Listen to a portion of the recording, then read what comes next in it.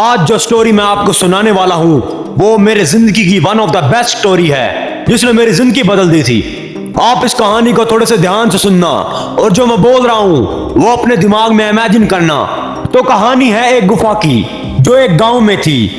वो गुफा बहुत ही बड़ी और बहुत ही पुरानी थी जिसमें हर कोई जाने से डरता था क्योंकि आज तक जो भी इंसान उस गुफा में गया था वो लौट कर नहीं आया।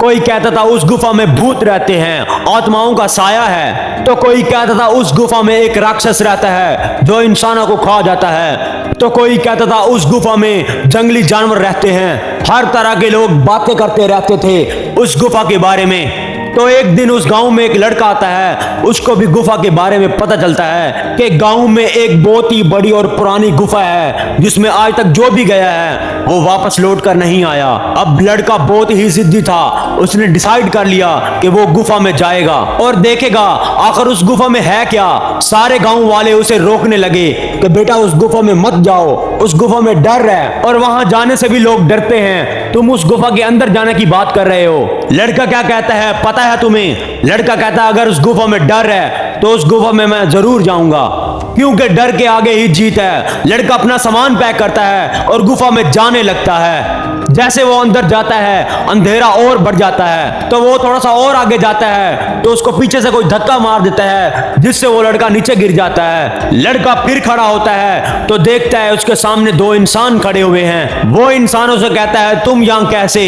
और कब आए?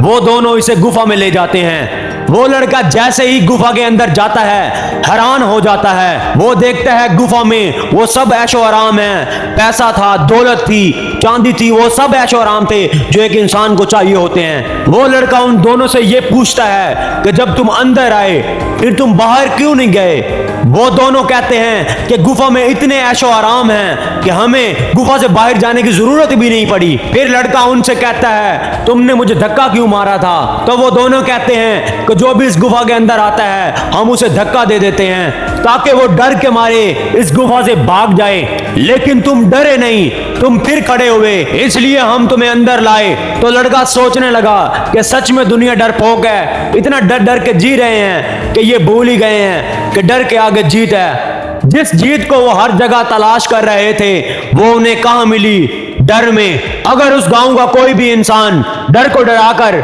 उस गुफा में हिम्मत से आ गया तो उसकी जिंदगी बदल जाएगी। और यह बात भी सही है कि जिस काम को करने से आपको डर लगता है वही काम करो, डर हमेशा के लिए खत्म हो जाएगा।